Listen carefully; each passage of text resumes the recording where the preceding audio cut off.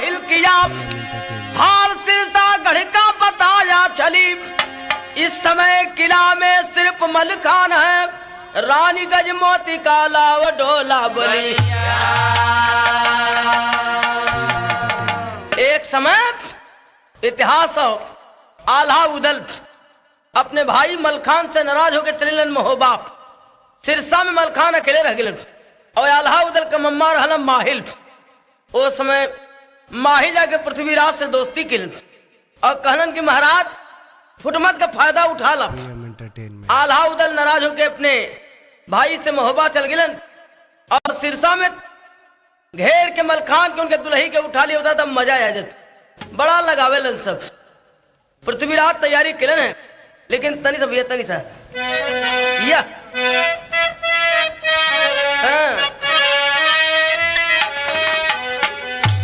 अरे सिरसागढ़ के समर में डटे नौजवान,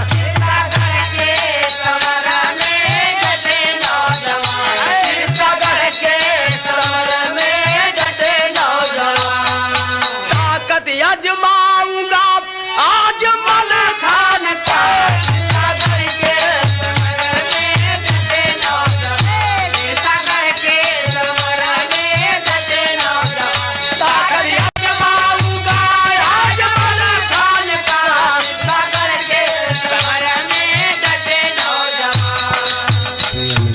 अरे सिरसागढ़ के समर में डटे नौजवान, ताकत आजमाऊंगा आज मलखान का।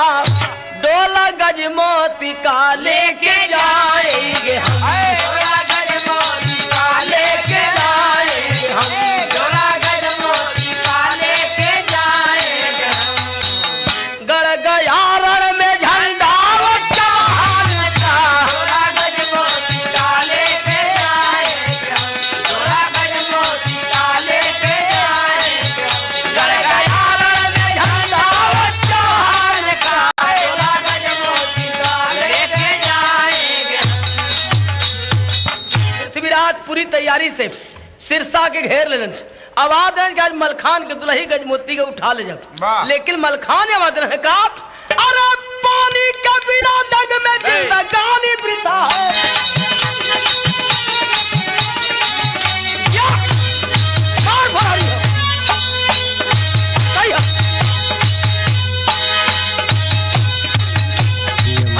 अरे पानी के बिना जग में जिंदगानी वृथा है, तेरे सपूत मर्द की जवानी वृथा है। चपला सा चमकता था मलखान का तेगा, है मर्द कौन लोहा जो औलाद से लेगा। सिरसा वाले पृथ्वी को पे पानी का छोड़े, भागे पिथौरागढ़ में जवान भगोड़े। अरे भाग गई लन सब,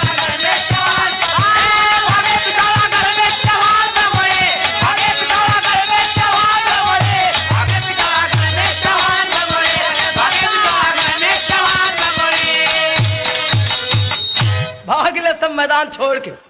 ऐ भैया संगठन में उस शक्ति हो कि मलखान के आवाज पर नगरी का छोटका बड़का सब तैयार भल, अल्लाह खेत के पृथ्वीराज के सरहद पार करा देन। लेकिन वही लड़ैया में मलखान के एक तीर लग गई भैया। मलखान गिर गए धरती पर। नगरी वाले पृथ्वीराज के जब लखेत के लौटलन है तो मलखान के गिरल पौलन उठा के ले महल में। रानी गजमोती अपने पति के लाश दे के छटपटा के रोपड़न, लेकिन कैसे कि हेरैला चनवा कौन बदरा में, हेरैला चनवा कौन बदरा में, हेरैला चनवा कौन बदरा में। लिख लिख पतिया महबवा पठवली, सुतल देवर आल्हा उदल के जगवली। अरे सज के महबा से निकले जवनवा, हेरैला चनवा कौन बदरा में, हेरैला चनवा कौन बदरा में, हेरैला चनवा कौन बदरा में। रानी गजमोती अपने पति का लाश देख के रोत बा। और हर माहिल जाके पृथ्वीराज से कहना कि महाराज जौने लड़ैया में भाग गया लोगन, वही लड़ैया में मलखान के एक तीर लग गई। और बड़ी अच्छी बात है कि ओदा का चुकल बात यदा बन जाए। लेकिन कभी यहाँ पर 2 लाइन बात कहलन है कि अरे सपवा के विषु बढ़े दूधावा के पियाले हो, आप विपदा में बढ़ल मुदैया हो मितावा, भेदवा सकल सिर सगढ़ के लगाई के हो, और महिला किया जाके चुगुलैया हो मितावा। ए भैया माहिल कहते पृथ्वीराज से कि बड़ा अच्छा मौका हो। एक वक्त सिरसा वाले सब मलखान के दुख में हुए, लेकिन तर्ज सब मन करते कि हम बदल दी, बदल तर्जमा हुआ है कि आप लोग सुनला कि हम बतौले रहली कहवा का खैर चुनवा, कहवा का पान, कहवा का टिकुली, लिलरवा मारे जान। तब बुल्लू भी बतौलन के कहवा का गेहूं धान और कहवा का वो खरी मुसरवा मारे जान। और एहरा के बतौलन कि एहरा का वो खरी उनिये का वो खरी, और पूछलन कि कहवा का, तो कहना कि उनिये का, यानी क्लियर करके बतौलन है। ये ना हो कि नहीं कोनो बात को मैं छिपावल जाओ, क्लियर करके बतौलन। ये कहलन कि रामदो के अच्छा भी लगत हो और ठीक भी लगत रहल, ऐसा बात ना हो कि बेजार लगत रहल, अच्छा लगत है, पब्लिक के भी बढ़िया लगल। लेकिन दो तीन चीज और मशहूर बा का बाबा कि बॉम्बे का हीरोइन नामी। महाराज अरे ठीक कर दो, काम कर दो कुछ। हाँ बहुत जरूरी है, ये लोग का बुझे हम बुझे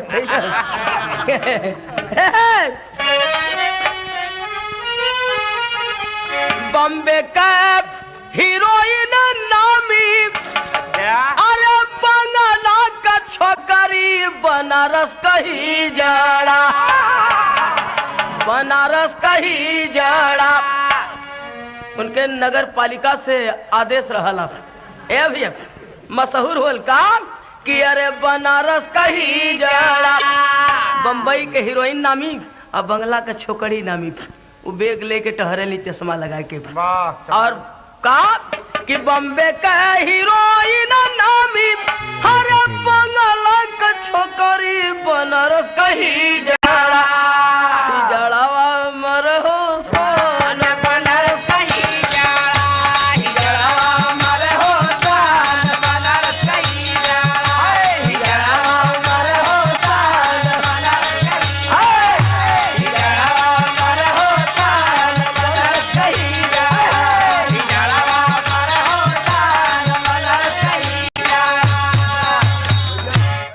आज महाराज माना, अरे बोले माहिल बतिया कर तैयारिया, कर तैयारिया, बनी जाई बिगड़ल काम कर तैयारिया, बन जाई बिगड़ल काम कर तैयारिया, बनी जाई बिगड़ल काम कर तैयारिया।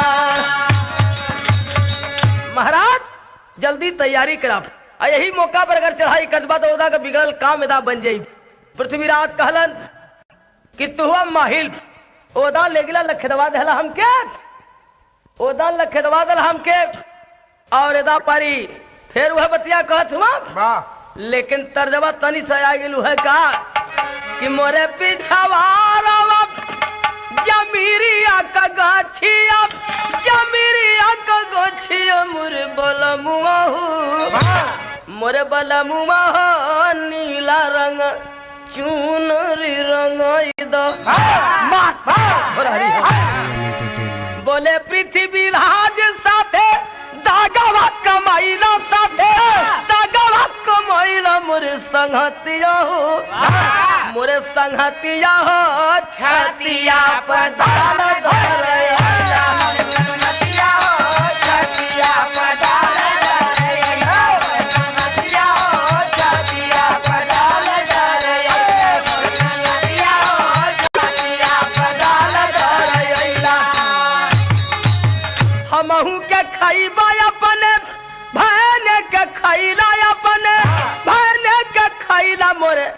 संगतिया छतिया पे दाल दौर अइला। पृथ्वीराज कहना कि खबर गलत हुई तो गर्दन काट ले। माहिल कहना कि मंजूर हो, लेकिन तैयारी कर ला, खबर सच्ची लेके आ ले। और हर गजमोतीन पाती लिखत बा महोबा कि आप लोग नाराज होके चल गिला। पृथ्वीराज अकेल पाए के हमार सुहाग लूट लेलन। ये पाती जब मिलल है महोबा, उदल पाती लेके पढ़ लगलन, कितना बली हमार भैया मलखान मारल किसे गिलन। हरे पानी में कैसे लागल अगिया, झंखयाल हा उदल आवया पुरानी। झंखयाल हा उदल आवया पुरानी, पानी में कैसे लागल अगिया। झंखयाल हा उदल आवया पुरानी, पानी में कैसे लागल अगिया। झंखयाल हा उदल आवया पुरानी, पानी में कैसे लागल अगिया। और लेके कदे बेतवा के तर जब पहुंच गए आल्हा उदल, घेर लिए बेतवा के तर जा करके अचानक बैरी दल। जयचंद के बेटा लाखन के आल्हा अगुवान बनाए हैं, लिख के पत्रिका संधि के पिथौरागढ़ भेजवाए हैं।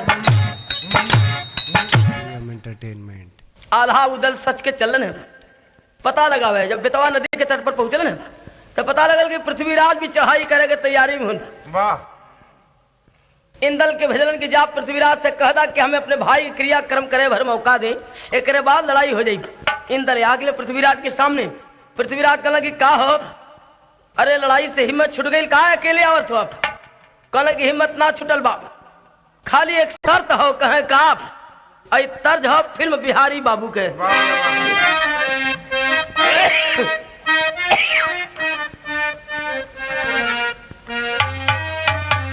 वही तर्जमा कि राखी हर साल आवले सवनवा में। लेकिन इंदल कहे पृथ्वीराज से कि लसिया दादा का पड़ल बा भवनवा में। लसिया दादा का पड़ल बा भवनवा में। लसिया दादा का पड़ल बा भवनवा में। अरे काटा काहे क्या चुभावना सुमनवा में। लसिया दादा का पड़ल बाबा वनवा में। लसिया दादा का पड़ल बाबा वनवा में। लसिया दादा का पड़ल बाबा वनवा में। कहलन की बहादुर आदमी हुआ, एक बात कहना हो का, हरे वीर पुरुष हो धोखा न करिए, अग्निदान तक धीरज धरिए। तेगा बजिया तुझारू फिर रनवा में। लसिया दादा के पड़ल बाबा वनवा में। लसिया दादा के पड़ल बाबा वनवा में। लसिया दादा के पड़ल बाबा वनवा में। बहादुर आदमी हैं आप, यही कहना हो कि हमें अपने दादा मलखान के क्रियाक्रम करे भर मौका दाए, करे बाद लड़ाई हो जाए। पृथ्वीराज कहले कि जा मंजूर हो, हम तो के अग्निदान तक के मौका देते। इंदल लवट के अइलन। आल्हा उदल इंदल सब पहुंचल सिरसा में। आज गजमोती अपने परिवार के देख के फिर से दोबारा बिलख उठल। लेकिन यहाँ भाव बा कि मांगी के लूटल सेनुरवा, रोवत रानी फाटे हियरा। मांगी के लूटल सेनुरवा, रोवत रानी फाटे हियरा। मांगी के लूटल सेनुरवा, रोवत रानी फाटे हियरा। अरे आल्हा उदल से कहे रानी बतिया, रखिया संहार मोरे जीवन का छतिया की टूटे न पावे दुलरवा। रानी गजमोती कहलस कि आप लोगन के जोहत रही, हमें आज अपने पति के साथ सती हो जाप। ये तने कहना हो कि आप लोगन से बने तो अपने भाई का बदला ले लिया, और न बने तो हमारा छोटा सा बच्चा है कि जियादी अपने बाप का बदला चुका लेगी। इतना बात जब रानी कहलस है तो आल्हा उदल झंख भर नया नवा बनावा बेधा तू बाप।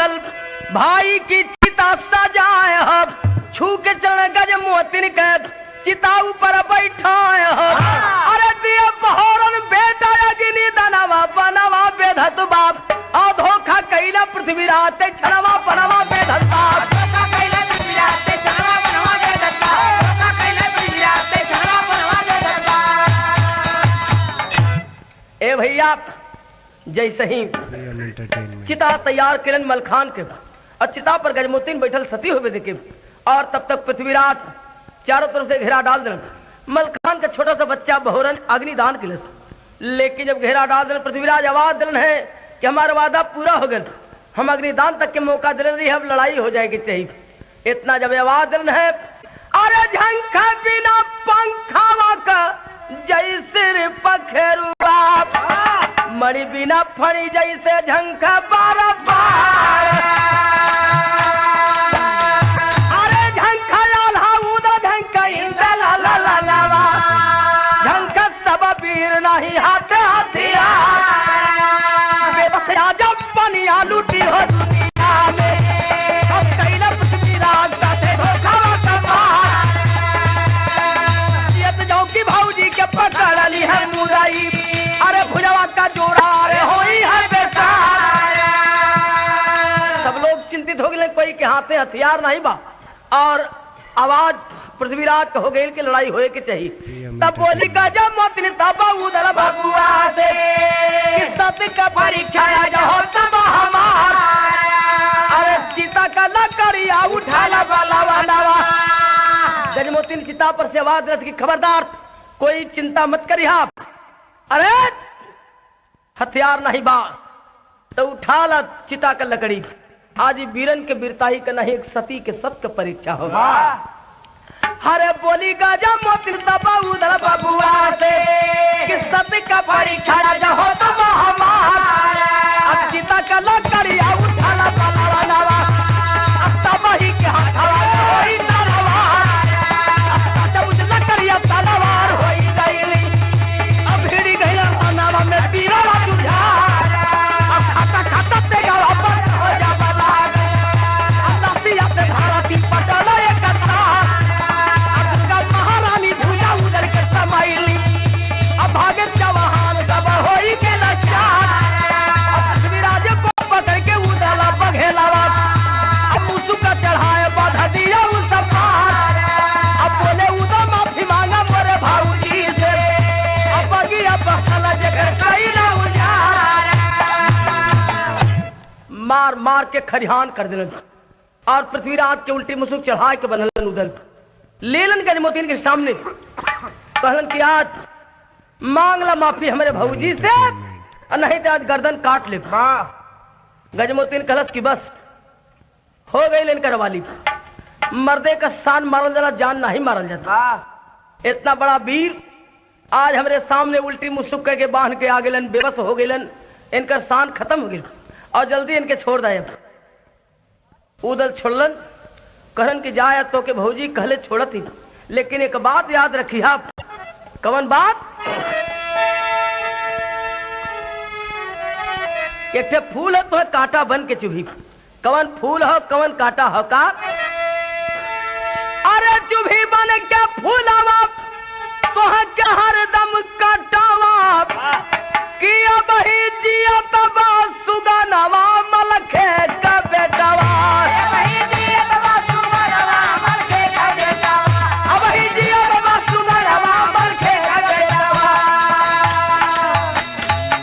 हार की चिट्ठी लिखवा कर बोले उधर उन्मादी, हंसी खुशी से हुई है एक दिन तुम्हारे घर पर शादी, दुल्ही ली है गवनवा मलखे का बेटवा। लाचार हो के पृथ्वीराज सब शर्त किए मंजूर, मर्दानों से पाला पते गर्भ हो गया चूर, आपन छोड़ल दुश्मनवा मलखे के बेटवा। रात तिलक दे मलखे सुध को लवटे घरे जवान, जैसे सोम सिंहासन ऊपर बैठे मलखान, पूरा कैले यार मनवा मलखे के बेटवा।